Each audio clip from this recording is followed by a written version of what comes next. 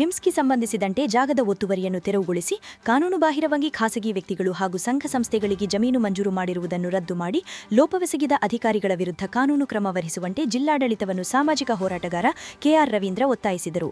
ಸುದ್ದಿಗೋಷ್ಠಿಯಲ್ಲಿ ಮಾತನಾಡಿದ ಅವರು, ನಗರದಲ್ಲಿ ಜಿಲ್ಲಾಸ್ಪತ್ರೆ ಹಾಗೂ ಸರ್ಕಾರಿ ಪ್ರೌಢಶಾಲೆಯ ಉದ್ದೇಶಕ್ಕೆ 78.15 ಎಕರೆ ಜಮೀನು ಮೀಸಲಿಡಲಾಗಿದ್ದು, ಅವುಗಳನ್ನು ಕೆಲವರು ಒತ್ತುವರಿ ಮಾಡಿಕೊಂಡರೆ ಇನ್ನು ಕೆಲವರು ಅಕ್ರಮವಾಗಿ ಜಮೀನು ಮಂಜೂರು ಮಾಡಿಸಿಕೊಂಡಿದ್ದಾರೆ ಎಂದು ಆರೋಪಿಸಿದರು.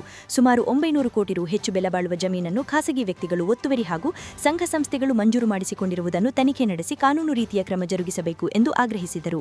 ಟ್ರಾಮಾ ಕೇರ್ ನಿರ್ಮಾಣಕ್ಕೆ ಮಂಡ್ಯ ಶಾಸಕರು ಡಿಎಚ್ಒ ಕಚೇರಿ ಸ್ಥಳವನ್ನು ತೆರವು ಮಾಡಿಸುವುದಾಗಿ ಹೇಳಿದ್ದಾರೆ. ಮಿಮ್ಸ್ಗೆ ಸಂಬಂಧಿಸಿದಂತೆ ಒತ್ತುವರಿ ಮಾಡಿಕೊಂಡ 2 ಎಕರೆ 33 ಗುಂಟೆ ಸ್ಥಳವಿದೆ. ಅಲ್ಲಿ ಸುಸಜ್ಜಿತ ಟ್ರಾಮಾ ಕೇರ್ ಹಾಗೂ ಸೂಪರ್ ಸ್ಪೆಷಾಲಿಟಿ ಆಸ್ಪತ್ರೆ ಮಾಡಬಹುದು ಎಂದು ಸಲಹೆ ನೀಡಿದರು. ತಮಿಳು ಕಾಲೋನಿ ಸಂಬಂಧ ಇರುವ ತಡೆಯಾಜ್ಞೆಯು 2026 ಫೆಬ್ 3ರಂದು ನ್ಯಾಯಾಲಯ ತೆರವು ಮಾಡಲಿದೆ. ಜಿಲ್ಲಾಧಿಕಾರಿಗಳು ಕೂಡಲೇ ತಮಿಳು ಕಾಲೋನಿ ನಿವಾಸಿಗಳನ್ನು ಸ್ಥಳಾಂತರಿಸಲು ಕ್ರಮ ವಹಿಸಬೇಕು.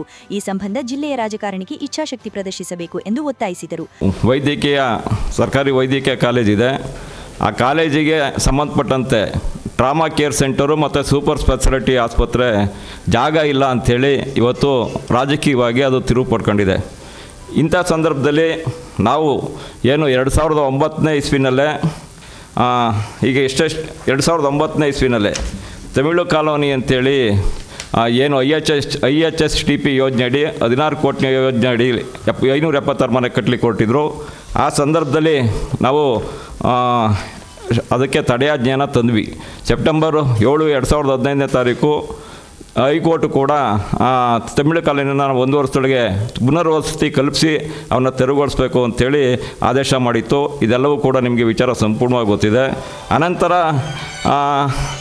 ಒಟ್ಟು ಇವತ್ತು 78 ಎಕರೆ 78 ಎಕರೆ 15 ಕುಂಟೆ ಭೂಮಿ ಸ್ವಾಧೀನ ಆಗಿರ್ತಕ್ಕಂಥದ್ದು. 1941ರಲ್ಲಿ ಏನು ಮೈಸೂರು ಮಹಾರಾಜರು ಪ್ರಥಮ ಬಾರಿಗೆ 22 ಎಕರೆ 6.5 ಕುಂಟೆ ಮತ್ತು ಅದಕ್ಕೆ ಸೇರಿದಂಥ 11 ಎಕರೆ 18 ಕುಂಟೆ ಗೆಜೆಟ್ ನೋಟಿಫಿಕೇಷನ್ ಇದೆ. ಇದನ್ನು ನಾವು 25 ದಿವಸ ಕ್ಯಾಂಪೇನ್ ಮಾಡಿ ಹುಡುಕಿ ತೆಗೆದಂಥದ್ದು. ಈ 27.5 ಒಟ್ಟು 33 ಎಕರೆ 24 ಕುಂಟೆ 1941ರಲ್ಲಿ. ಪುನಃ 1948ರಲ್ಲಿ 17 ಎಕರೆ 6.5 ಕುಂಟೆ ಮತ್ತು ಅದಕ್ಕೆ ಸಂಬಂಧಪಟ್ಟಂತೆ 3 ಎಕರೆ 28 ಕುಂಟೆ ಖರಾಬು, ಒಟ್ಟು 17 ಎಕರೆ 6.5 ಕುಂಟೆ. ಮತ್ತು 1947ನೇ ಇಸ್ವಿನಲ್ಲಿ ಇಲ್ಲಿದೆ ನೋಡಿ, ಎಜುಕೇಷನ್ ಸೆಕ್ರೆಟರಿ, ಇದು ಮಂಡ್ಯ ಗ್ರಾಮ ಮತ್ತು ಗುತ್ತೂರು ಗ್ರಾಮ. ಇದಕ್ಕೆ ಸಂಬಂಧಪಟ್ಟಂತೆ ಮೈಸೂರು ಮಹಾರಾಜರು 20 ಎಕರೆ 31 ಕುಂಟೆ ಮತ್ತು ಖರಾಬು 3 ಎಕರೆ 15 ಕುಂಟೆ, ಒಟ್ಟು 78 ಎಕರೆ 15 ಕುಂಟೆ. ಮಧ್ಯದಲ್ಲಿ ಒಂದು ಕೆರೆ ಇದೆ, ಸಣ್ಣ ಕೆರೆ, ಒಂದು ಕಟ್ಟೆ ಇದೆ. ಆ ಜಾಗಗಳು ಹೊರತುಪಡಿಸಿ ಇಷ್ಟು ಬರುತ್ತೆ, 80 ಎಕರೆ ಮೇಲೆ ಬರುತ್ತೆ. ಇಲ್ಲಿ ಈ ಜಾಗವನ್ನು ನಾವು ಸೆಪ್ಟೆಂಬರ್ 7, 2015ರಲ್ಲಿ ಏನು ಆದೇಶ ಆಯಿತು ಹೈಕೋರ್ಟು, ಆದ ನಂತರ ನಾವು ಕಂಟೆಂಪ್ಟು ಕೂಡ ಹಾಕಿದ್ವಿ. ನಾವು ಇಷ್ಟು ತಮಿಳು ಕಾಲೋನಿ ಒಂದೇ ಅಲ್ಲ, ನಾವು ಪಾರ್ಟಿ ಮಾಡಿರ್ತಕ್ಕಂಥದ್ದು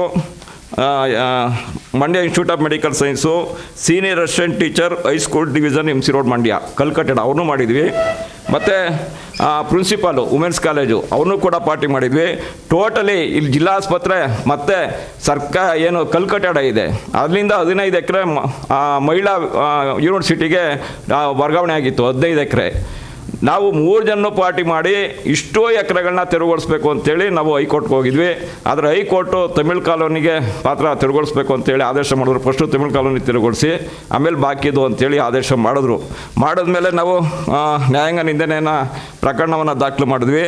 ಪುನಃ 2019-2015ರಲ್ಲಿ ವೈದ್ಯಕೀಯ ಶಿಕ್ಷಣ ಇಲಾಖೆಯ ಪ್ರಧಾನ ಕಾರ್ಯದರ್ಶಿ ನೇತೃತ್ವದಲ್ಲಿ ವಿಕಾಸಸೌಧದಲ್ಲಿ ಸಭೆ ಮಾಡಿ ಆಸ್ಪತ್ರೆ ವಿಚಾರದಲ್ಲಿ 50 ಎಕರೆ ಜಾಗ ಮಂಡ್ಯ ವೈದ್ಯಕೀಯ ವಿಜ್ಞಾನ ಸಂಸ್ಥೆಗಳಿಗೆ ಬೇಕು.